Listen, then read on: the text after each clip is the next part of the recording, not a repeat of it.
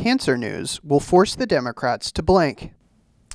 This is difficult. I mean, I think we know what it should force them to do. Will they actually do it? But why don't you take lead on this one, T? I would say to own the political consequences of propping up these octogenarians with cancer, right? We try to moralize it of, is it ethical to turn Washington into a nursing home? Is it ethical for Jill and Hunter to keep on propping up Joe Biden like it's Weekend at Bernie's so that way they can keep the money grift going on? I don't think appealing to people's morality is ever a good idea in Washington. It just doesn't work. You have to appeal to pragmatic political reality. And I think this should point out the pragmatic, strategic failure of doing this, right? Not only did Joe Biden's senility, health decline, whatever we want to call it, cost Democrats the 2024 election, which was winnable.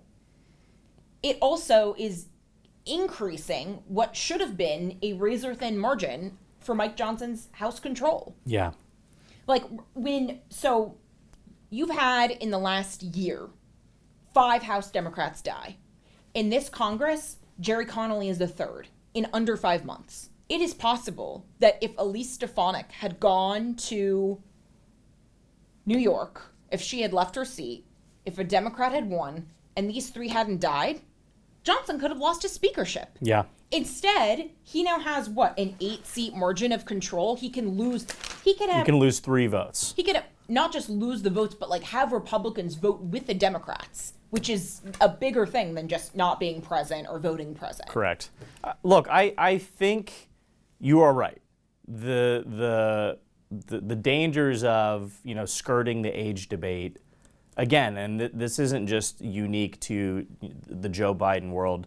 I mean, obviously it happened with Feinstein. It happened with Nancy Pelosi herself not too long ago.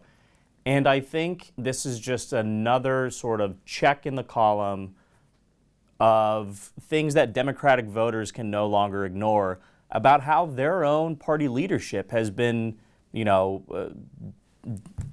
just objectively not doing their duty. They are prioritizing personal political power over not only the health of the party, but the good of the country as a whole. And look, I don't want to stick too long on this because, again, it's sad. No one wants to see a death from cancer or for anything else, or to see Joe Biden, a man who I do think deserves a lot of the blowback that's come his way, but also was unfairly demonized to a degree. It's sad to watch him be, again, sort of put up and looked at as a zoo animal right now, given his advanced age and severity of his disease. But Democrats have to be honest with themselves at one point in time, or at some point or the other. They can either choose to reform their party in constructive ways that demonstrates to voters, we hear what you're saying and we're trying to address it, or again, there's going to be a full-on violent revolt. I'm not saying there's actually going to be riots, but it's going to get nasty and the party is going to tear itself down. And even at the end of that tunnel, they'll probably come out weaker than they would have had they, taken this reconstruction on in a more pragmatic, cooperative manner. I hope good comes of this, but let's be honest, we've both been in D.C. for a decade, and we've seen very little positive improvement on either party's part. So I'm hopeful that this won't be the same.